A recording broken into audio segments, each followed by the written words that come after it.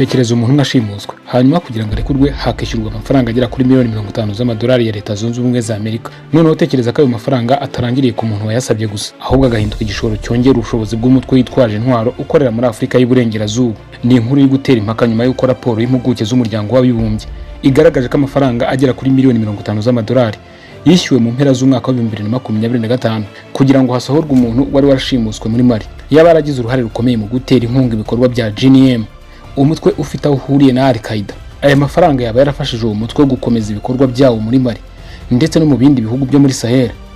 Ariko ikibazo gikomeye ni iki: ninde wishyuye ayo mafaranga? Ninde washimuswe? Ni icyo miliyoni 50 z'amadolari ya Leta Zunze Ubumwe za Amerika yakoze nyuma yo gutangwa? Kandi se bishoboka bite ko amafaranga y'incungu y'umuntu umwe ashobora guhinduka igikoresho cy'intambara muri Afurika? Murakaza neza ku Nkomoko Official. Muri kiganiro cyacu mu buryo busa n'amayobera tugiye kuvuga inkuru y'amafaranga miliyoni 50 z'amadolari y'Amerika.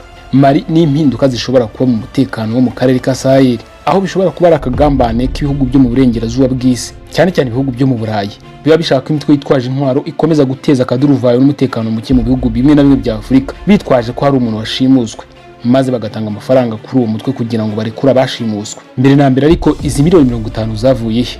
Mu mpera z'umwaka wa 2025 habayeho gushimutwa kw'abantu b'abanyamahanga muri Mali no mu gace ka Sahel. Gushimuta abantu kugira ngo basabe incungu si ikintu gishya muri aka karere, ariko impamvu iki kibazo cyatangaje abantu ni ubunini bw'amafaranga yavuzwe.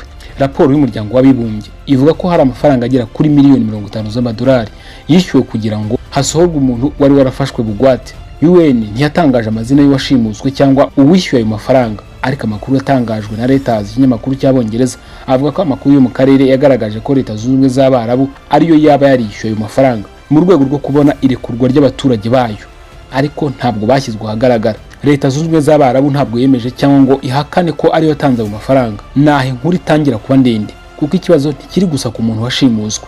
Ikibazo ni icy'amafaranga yakoze cyangwa se yakoreshejwe nyuma yo kwishyurwa. Tukira hariko GNM ninde cyangwa se niki? GNM mu nyuguti ya GNIM ni impuzamatsinda y'abarwanyi b'abarwanashyaka b'Abayisilamu ikorera cyane muri Sahel. Izina ryayo ryuzuye ni Jamaat Nusrat al-Islam wal Muslim, kandi ifitanye isano rya hafi na Al-Qaeda. Uyu mutwe washinzwe mu mwaka wa 2017 nyuma y'uko imitwe myinshi yari isanzwe ikorera muri Mali ihurijwe hamwe. Raporo y'ikigo cya Leta Zunze Ubumwe za Amerika ishinzwe gukurikirana imitwe y'iterabwoba ivuga ko GNM ikorana n'ingengabitekerezo ya Al-Qaeda kandi igashaka kwagura ibikorwa byayo muri Afurika y'Iburengerazuba. Kandi ikibazo gikomeye ni uko uyu mutwe utaguma ahantu hamwe. Ibikorwa byawo byagaragaye muri Mali, Burkina Faso na Niger ndetse n'ahandi mu karere ka Sahel. Niyo mpamvu amafaranga menshi nk'aya ashobora kugira ingaruka zirenze igihugu kimwe. Tukira hariko ayo mafaranga yakoze iki? Raporo y'umuryango w'abibumbye ivuga ko igice kinini cy'ayo mafaranga cyasubijwe mu matsinda y'abarwanyi, cyane cyane mu mutwe ya GNM ikorera muri Sahel. Raporo ivuga ko ayo mafaranga yagize uruhare rukomeye mu gutera inkunga ibikorwa by'igitero cya GNM muri Mali.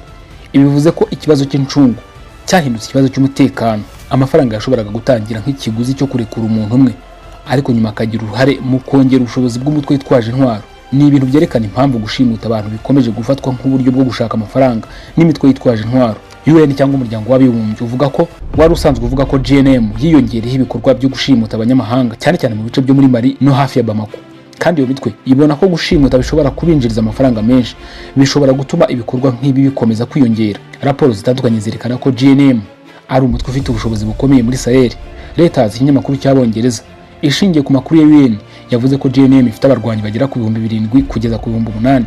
Aba ni abantu benshi ku mutwe ukorera cyane mu karere gafite ibibazo bikomeye by'umutekano. Ikindi gikomeye ni uko GNM itishingikiriza ku mafaranga y'incungu gusa. Raporo zigaragaza ko umutwe ushobora kubona amafaranga binyuze mu bikorwa bitandukanye birimo gushimuta, ubucuruzi butemewe, ubucukuzi bw'amabuye y'agaciro, amatungo ndetse n'uburyo bwo gukoresha abaturage cyangwa ibikorwa by'ubukungu mu duce isi igenzura.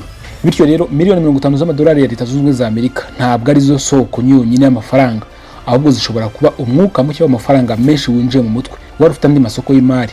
None kuki Mali ari ikibuga gikomeye kuri iyi ngingo? Mali iri mu mutima w'ikibazo cy'umutekano wa Sahel.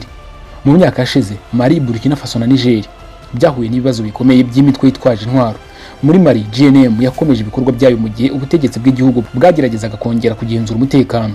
Raporo z'umuryango mpuzamahanga zagaragaje ko uyu mutwe wagiye ukoresha no guhagarika imihanda n'ubwikorezi bw'ibikomoka kuri peteroli nk'uburyo bwo gushyira igitutu ku butegetsi. Ibi bituma ikibazo kitaba icy'intambara gusa, gihinduka ikibazo cy'ubukungu. Iyo amakamyo atwara ibikomoka kuri peteroli adashobora kugenda, ibiciro birazamuka. Iyo ubucuruzi bubangamiwe, abaturage barabibona. Iyo leta idashoboye kurinda imihanda, icyizere cy'abaturage kiragabanuka. Niyo mpamvu JNM ishobora gukoresha ibikorwa by'ubukungu nk'igikoresho cyo gushyira igitutu ku gihugu. Aha niho iyi nkuru itangira kugira uburemere budasanzwe. Iyo umutwe w'abarwanyi ubonye amafaranga menshi cyane nk'aya, ntabwo amafaranga aba ari amafaranga gusa, ashobora guhinduka ubushobozi cyangwa ubushobozi bwo kubona ibikoresho, ubushobozi bwo guhemba abarwanyi, ubushobozi bwo gukora ingendo, ubushobozi bwo gushaka ubuyoboke ndetse n'ubushobozi bwo gukomeza ibikorwa mu gihe kirekire. Ntabwo bivuze ko buri dolari ryaba miliyoni 50 z'amadolari y'Amerika ryakoreshejwe mu buryo bumwe cyangwa ko UN yagaragaje neza buri kintu cyaguzwe n'ayo mafaranga. Ahubwo raporo y'umuryango w'abibumbye ivuga ko igice kinini cy'ayo mafaranga cyagiye mu matsinda ya JNM kandi kiragira uruhare mu gutera inkunga ibikorwa byayo. Niyo mpamvu abasesenguzi babona ikibazo cy'incungu nk'ikibazo kirenze umuntu washimuswe. Mu gihe umutekano wifashe nabi muri aka gace, abanyamahanga bashobora kuba bafite agaciro gakomeye ku mitwe ishaka incungu. Bashobora kuba abakozi b'amashyirahamwe, abacuruzi, abakozi ba kompanyi, abaturage b'ibihugu bikize. Iyo umuntu nk'uwashimuswe, igihugu cye cyangwa umuryango we ushobora gushyirwa ku gitutu cyo gushaka uko arekurwa. Raporo y'umuryango w'abibumbye ivuga ko JNM yongera ibikorwa byo gushimuta abanyamahanga kandi ko amafaranga y'incungu yatumye umutwe ubona gushimuta nk'uburyo bukomeye bwo gushaka amafaranga menshi yo gukoresha. Ibi bishobora gutuma ikibazo gikomeza kwiyongera, kuko iyo gushimuta umuntu umwe bitanga amafaranga menshi, bishobora guha umutwe impamvu yo kugerageza gushimuta undi. Mali ifite umurwa mukuru witwa Bamako. Mu mwaka wa 2025 JNM yagiye ishyira igitutu kuri Mali binyuze mu guhungabanya ubwikorezi n'ubukungu. Raporo y'impuguke z'umutekano yavuze ko uyu mutwe wari ufite ubushobozi bwo gushyira igitutu kuri Bamako, nubwo byagaragajwe ko utari ufite ubushobozi bwo kwigarurira umujyi burundu. Ibi birerekana uburyo intambara muri Sahel yahindutse. Ntabwo ari ugutera ibirindiro bya gisirikare gusa, ni uguhungabanya ubukungu, ni uguhagarika imihanda, ni ugushimuta abantu, ni ugutera ubwoba abaturage kandi ni ugukoresha amafaranga nk'intwaro. Ikindi kintu gishimishije muri raporo ya UN ni uko ayo mafaranga atari yose yagumye muri Mali. Leta y'ikinyamakuru cy'Abongereza cyavuze ko amafaranga menshi yagabanyijwe mu matsinda akorera muri Sahel, ariko hari n'igice cyageze mu buyobozi bwa Al-Qaeda n'amashami yayo ahandi harimo Yemen. Ibi bituma ikibazo kiba mpuzamahanga. Amafaranga ava mu kibazo cy'umutekano muri Mali ashobora gufasha ibikorwa by'umutwe ufite imiyoborere irenze Mali. Ni ukuvuga ko Sahel ishobora kuba imwe mu nkingi z'imari z'imiyoboro y'imitwe yitwaje intwaro. Iki kintu kuki gikomeye kuri Afurika? Afurika ifite umutungo mwinshi, ifite zahabu, ifite peteroli, ifite uranium, ifite ubutaka, ifite abaturage benshi kandi isoko ryayo riragenda rikura. Ariko ibibazo by'umutekano bishobora kugira ingaruka ku bukungu. Iyo umutwe witwaje intwaro ubashije guhagarika umuhanda uhuza umujyi n'undi, ntabwo ubuhungabanyije abasirikare gusa, ubuhungabanyije ubucuruzi. Iyo abantu batinya kujya mu gace runaka, ubukungu burahazaharira. Iyo kompanyi zitinya gushora imari, akazi karagabanuka. Niyo mpamvu intambara muri Sahel ifite uburemere ku hazaza Afurika y'Uburengerazuba. Ikibazo ntabwo cyoroshye. Ku ruhande rumwe, iyo umuntu ashimuswe, umuryango we cyangwa igihugu cye gishaka ko arekurwa. Mu gihe ku rundi ruhande, iyo amafaranga y'incungu agiye ku mutwe witwaje intwaro, ashobora kongera ubushobozi bwawo.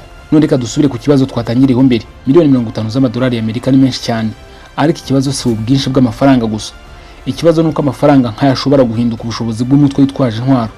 Raporo y'umuryango w'abibumbye ivuga ko amafaranga yagize uruhare rukomeye mu gutera inkunga ibikorwa bya JNM muri Mali, kandi raporo z'umutekano zigaragaza ko JNM yari isanzwe ifite ubushobozi bwo kubona amafaranga binyuze mu gushimuta ibikorwa by'ubucukuzi bw'amabuye y'agaciro, amatungo n'ubundi buryo bw'ubukungu butemewe.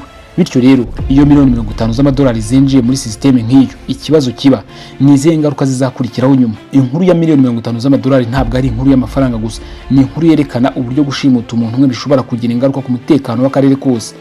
Ni inkuru ya Mali, ni inkuru ya Sahel, ni inkuru ya JNM, ni inkuru y'umubare munini w'amafaranga ashobora guhinduka ubushobozi bw'umutwe witwaje intwaro.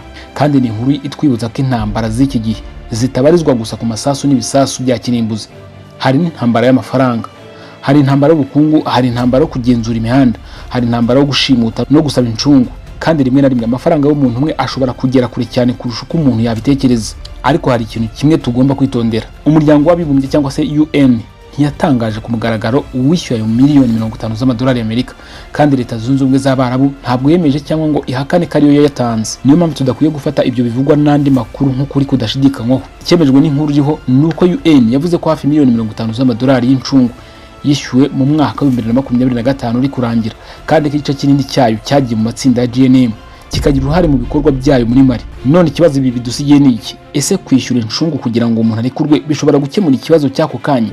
ariko bikongera ikibazo cy'umutekano mu gihe kirekire. Iki ni ikibazo gikomeye Afurika igomba gukomeza kwibazaho. Niba wakunze inkuru, komeza udukurikire ku Nkomoko Official, kuko hano tureba inkuru zidasanzwe, amateka, politike n'ibibera muri Afurika no ku isi mu buryo bwimbitse. Ngende mugira banga ati nk'ibisanzwe, ndabashimiye mugire ibihe byiza muri hose mu bice bitandukanye by'isi.